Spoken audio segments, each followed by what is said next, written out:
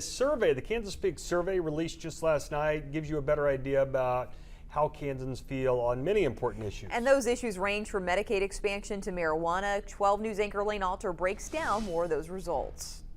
The Docking Institute of Public Affairs at Fort Hays State University released its 2023 Kansas Speaks Fall Survey, completed by almost 500 Kansas residents.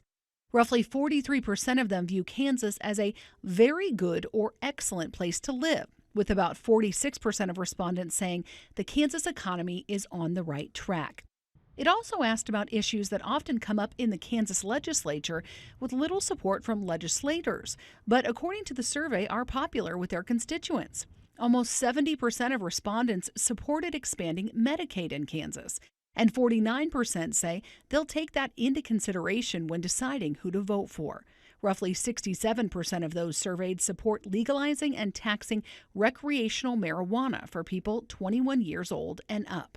And 63.5% of respondents say women are in a better position to make choices about having an abortion than politicians. When it comes to national politics, almost 65% of the Kansans surveyed said they were dissatisfied with the U.S. Congress.